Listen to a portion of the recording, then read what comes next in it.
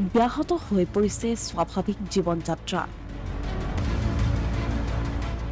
ঠায়ে ঠায়ে প্ৰকৃতিৰ ৰুদ্ৰৰূপ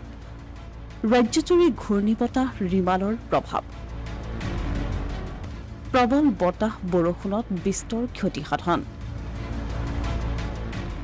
বংগোপসাগৰত সৃষ্টি হোৱা ৰিমালৰ প্ৰভাৱ পৰিছে অসমতো সোমবাৰে সন্ধিয়াৰে পৰা ঠায়ে ঠায়ে প্ৰবল বতাহ বৰষুণ অব্যাহত আছে ৰাজ্যত গুৱাহাটী মহানগৰীত সোমবাৰে নিশাৰ পৰা ব্যাহত হৈ পৰিছে বিদ্যুৎ যোগান ৰিমালৰ প্ৰভাৱত হাহাকাৰ পৰিস্থিতিৰ সৃষ্টি হৈছে মহানগৰীত ঠায়ে ঠায়ে ভাগি পৰিছে প্ৰকাণ্ড গছৰ লগতে হোৰ্ডিং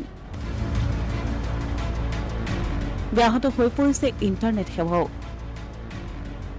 ৰিমালৰ প্ৰভাৱৰ বাবে কেইবাখনো বিদ্যালয় বন্ধ ঘোষণা কৰিছে ভৰলুত প্ৰকাণ্ড গছ বাগৰি আবদ্ধ হৈ পৰিল দুখনকৈ বাহন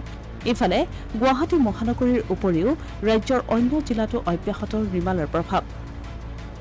মৰিগাঁও জিলাত বতাহ বৰষুণৰ মাজতেই সংঘটিত হৈছে ভয়ংকৰ দুৰ্ঘটনা কলেজলৈ গৈ থকা অৱস্থাত প্ৰকাণ্ড গছ পৰি মৃত্যু হয় এজন ছাত্ৰৰ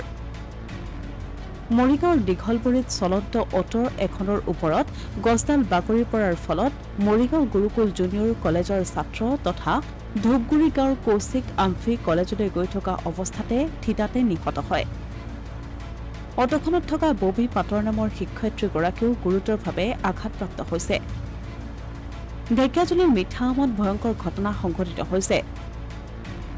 স্কুলীয়া ছাত্ৰ ছাত্ৰীক কঢ়িয়াই অনা আল্ট্ৰা বাছৰ ওপৰত পৰিল প্ৰকাণ্ড গছ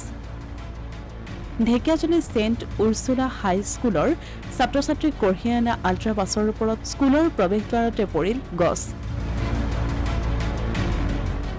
উল্লেখযোগ্য যে প্ৰচণ্ড গৰমৰ বাবে শিক্ষা বিভাগে 7:30 বজাত বিদ্যালয়ৰ পাঠদান আৰম্ভ কৰাৰ বাবে উক্ত স্কুল বাছেৰে সময়মতে স্কুলত আহি স্কুলৰ প্ৰৱেশদ্বাৰত সোমোৱাৰ সময়তেই কাষত থকা প্ৰকাণ্ড গছ বাগৰিল আল্ট্ৰা বাছৰ ওপৰত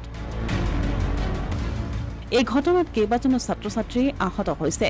ইফালে নগাঁৱৰ পশ্চিম অঞ্চলত বৰষুণৰ লগতে ধুমুহা বতাহে ধাৰণ কৰিছে ভয়ংকৰ ৰূপ